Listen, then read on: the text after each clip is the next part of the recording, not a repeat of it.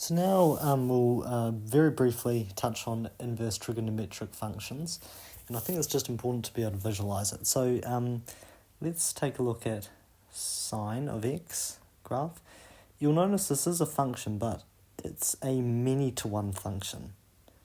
So technically it doesn't actually have a proper inverse, but still we denote something called the sine inverse, and if we were to limit the range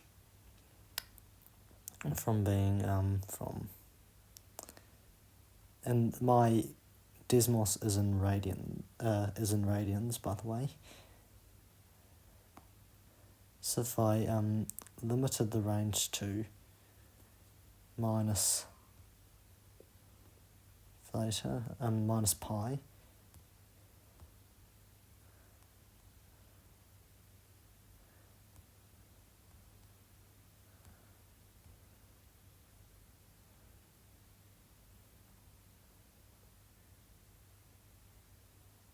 oh no, not pi, it wants only do pi over 2. So it doesn't, yeah.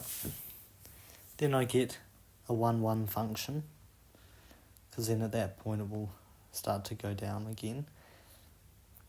And I get an inverse function. And these, when you put something in, doing a sine inverse, and you get it out, that's called the principal value. And essentially it gives you the one that's on this one, on the sine inverse function. And this is a collection of the points that for every distinct value, because remember, the normal sine of x, it has a minimum value of -1 and a maximum value of 1. So it takes all the sine inverse values of -1 and 1, and it just assigns the one closest to 0 for that one. And that's why when you can get a negative on your calculator when you do sine inverse, which can be annoying. You just have to be careful about it when you get the proper solutions. And we'll talk about that in a later video. So that's the sine inverse one there. So you can notice that it's for sine of x, to make it 1-1, we make it got a domain of negative pi over 2 to pi over 2 positive. And the range of it will be -1 to 1. And then for the sine inverse, the domain is -1 to 1 because it's just the range of that, and the domain will be negative pi over, and the range will be negative pi over 2 to positive pi over 2 for that same reason. And now if I do cosine,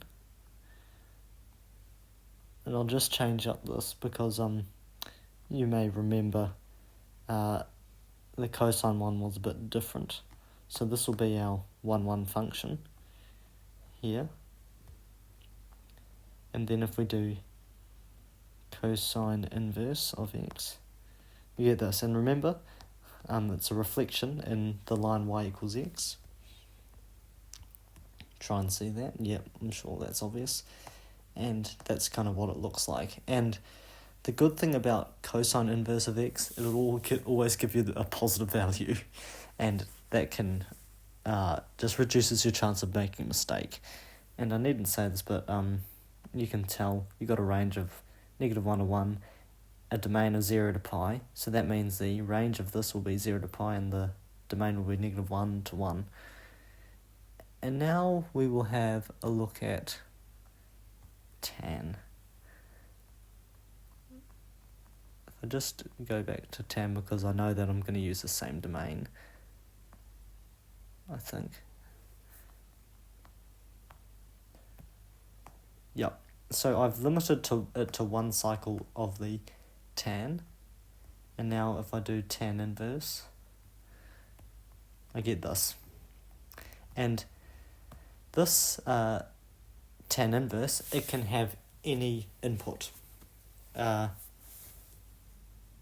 In the for the other ones, we could see that obviously you couldn't have anything that was outside of -1 to 1, but for tan you can. And so for tan, just normal tan of x, the domain we've set it as negative pi over 2 to pi over 2, which is negative 90 to positive 90, and then it's got a range of x as a element of real numbers.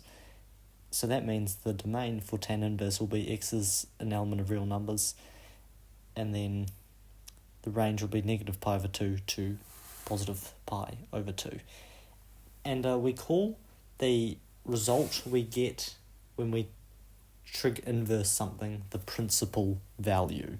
And generally it's the one that's closest to 0 that they choose.